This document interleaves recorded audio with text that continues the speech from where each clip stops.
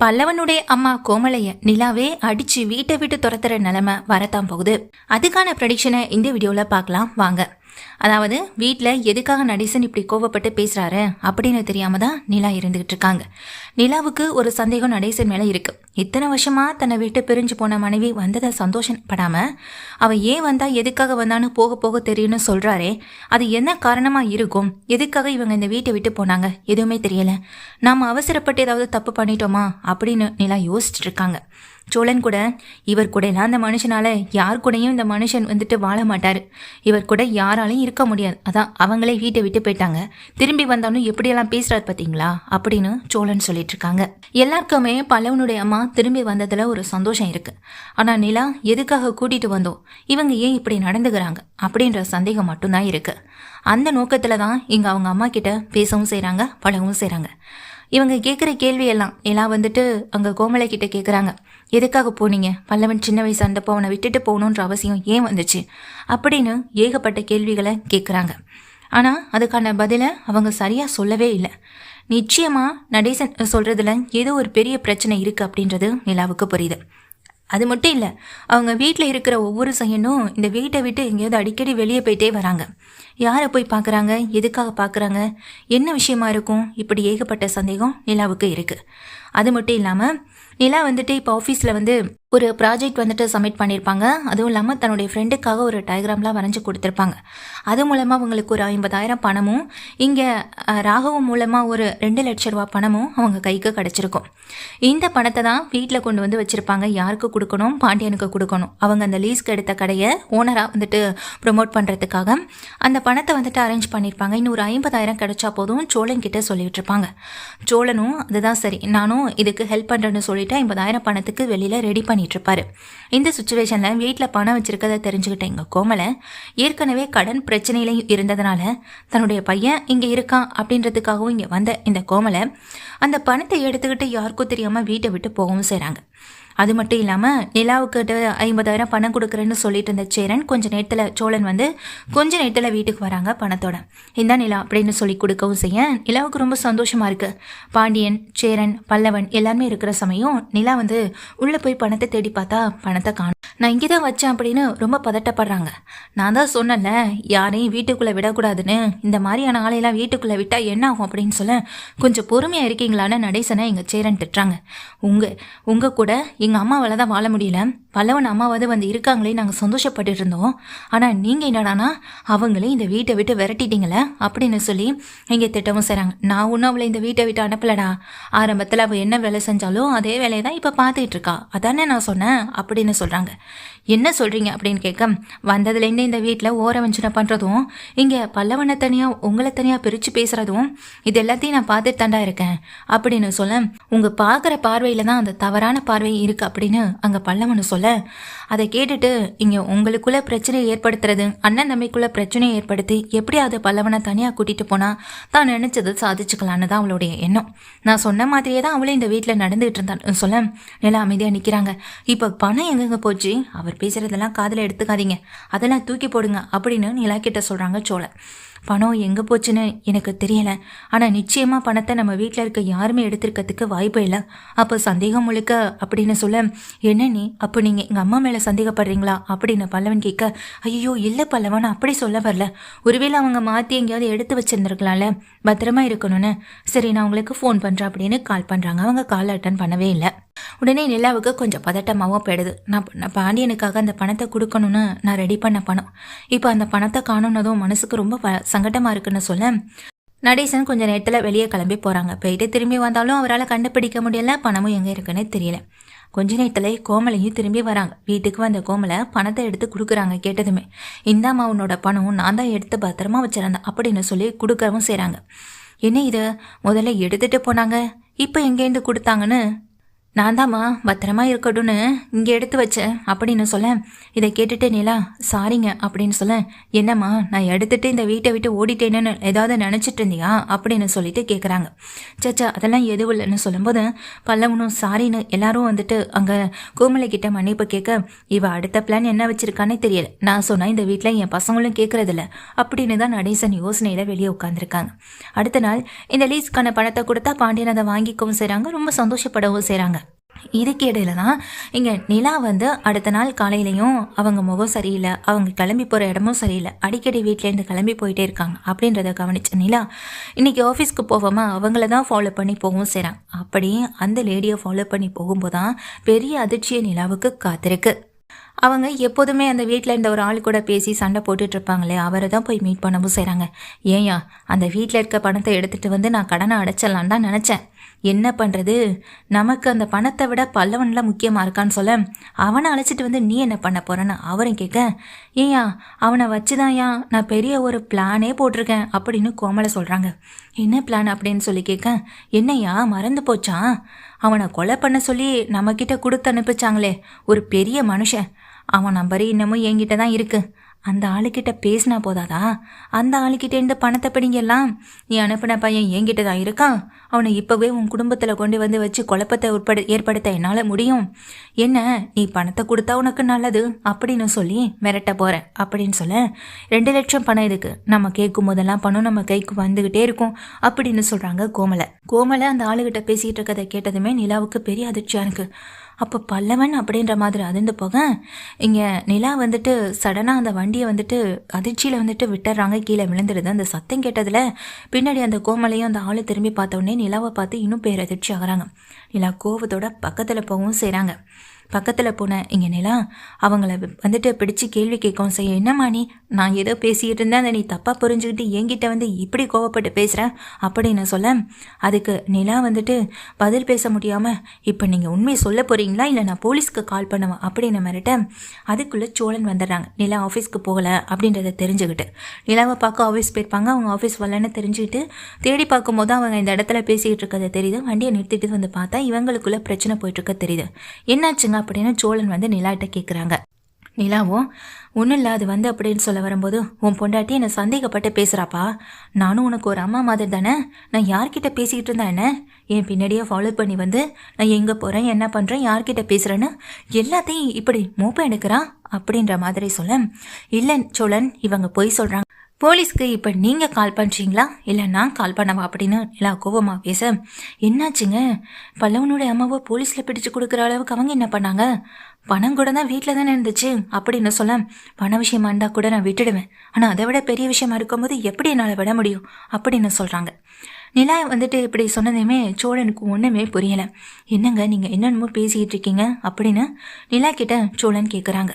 அதுக்கு நிலாவும், நீங்கள் கால் பண்ணுறீங்களா இல்லை நான் கால் பண்ணட்டுமா அப்படின்னு இங்கே மிரட்டினதுமே அங்கே நின்றுட்டு இருக்க கோமலை கூட நிற்கிற புருஷனும் பயந்து போய், என்னம்மா நீ இப்படியெல்லாம் பண்ணிக்கிட்டு இருக்க அப்படின்னு சொல்லி கேட்க, ஆமாம் நானா கேட்டால் உண்மையை சொல்ல மாட்டீங்க, போலீஸ் வந்து கேட்டால் உண்மையை சொல்லி தானே ஆகணும், இப்போ உண்மையை சொல்ல போறியா இல்லையா அப்படின்னு கோபத்தோட அடிக்க கையவங்க சொல்லிடுறேன்னு கத்துறாங்க. கூடவே அந்த நிற்கிறாலும், பல்லவன் நீங்கள் கொலை பண்ணுறதுக்காக கூட்டிகிட்டு வந்ததா சொன்னீங்க அப்படின்னு சொல்லி கேட்க, ஆமாம்மா நான் வேலை பார்த்த இடத்துல இந்த பையனை கொலை பண்ண சொல்லி தான் என்கிட்டையும் என் புருஷன்கிட்டையும் கொடுத்தாங்க, அப்போ தான் நானும் இந்த பையனை தூக்கிக்கிட்டு இங்கே ஓடி வந்தேன்.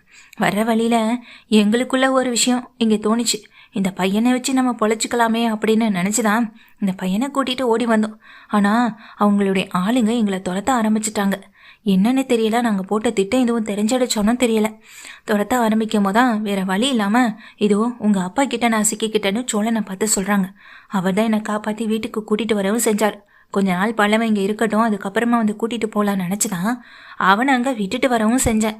அவனை விட்டுட்டு வந்ததுக்கப்புறம் என்னால் திரும்பி வர முடியாத ஒரு சூழ்நிலை, என் புருஷனை கடத்தி வச்சு என்னை மிரட்ட செஞ்சுட்டாங்க. அதனால தான் என் புருஷனுக்கு எதுவும் ஆயிடக்கூடாதுன்னு நானும் பல்லவன் இருக்க இடத்தை காட்டி கொடுக்காம அவனை கொன்னுட்டேன் அப்படி இப்படின்னு போய் சொல்லி கொஞ்சம் காலத்துக்கு ஓட்டவும் செஞ்சேன். இப்போ தான் இப்பதான் கொஞ்ச நாளைக்கு முன்னாடி இந்த ஊருக்கு வர செஞ்சேன்.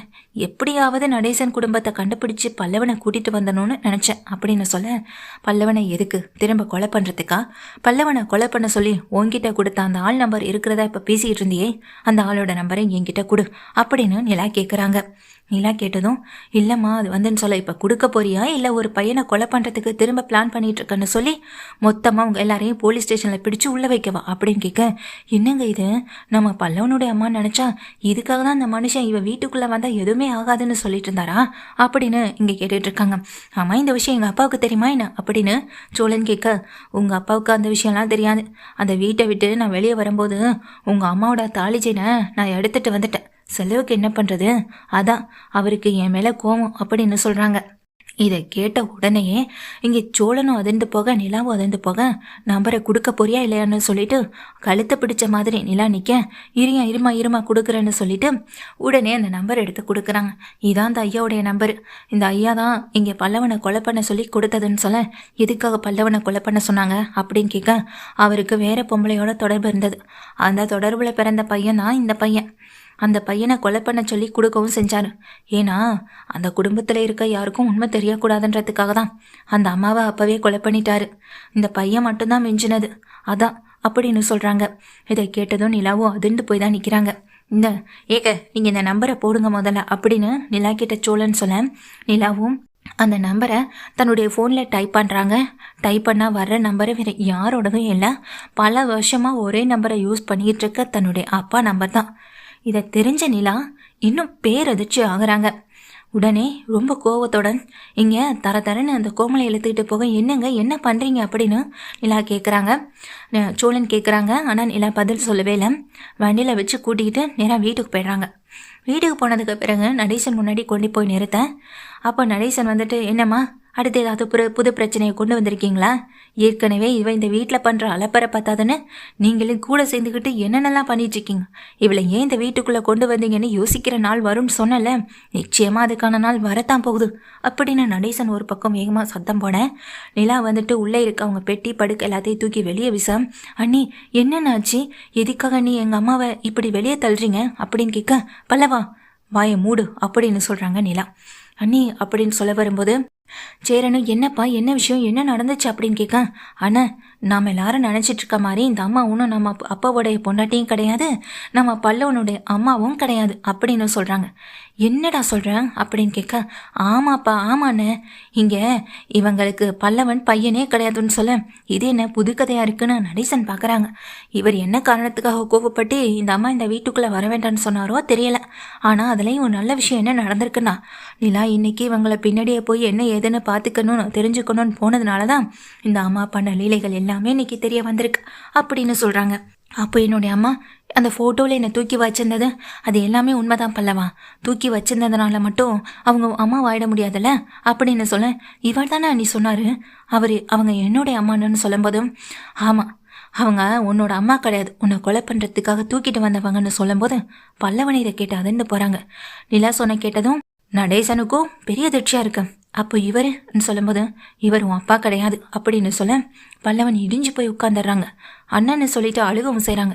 சேரன் போய் பல்லவனை சமாதானப்படுத்த, ஒழுங்கு மரியாதை இந்த வீட்டை விட்டு வெளியே போயிடு, இல்லைனா உன்னையும் நீ கூட சேர்ந்துக்கிட்டு செஞ்சிட்ருக்கே இந்த பாவத்துக்கும் மொத்தமாகவே நான் உன்னை ஸ்டேஷனில் கொண்டு உட்கார வைக்க வேண்டியது இருக்கும் அப்படின்னு சொல்ல, இல்லைம்மா நான் இனி எந்த தப்பும் பண்ண மாட்டேன்னு சொல்ல, எந்த தப்பும் இல்லை, இனிமே நான் கூப்பிடுற நேரத்துக்கு நீ வரணும், அந்த ஆள் முன்னாடி உன்னை கூப்பிட்டு வச்சு நான் கேள்வி கேட்பேன் அப்படின்னு சொல்ல, நீ இங்கே தான் இருக்கணும், இல்லைனா இந்த ஊரை விட்டு போகணும் அப்படி இப்படின்னு நினச்சேன், உன்னைய மொத்தமாகவே நான் உள்ள கொண்டு தள்ளிடுவேன்னு சொல்கிறாங்க.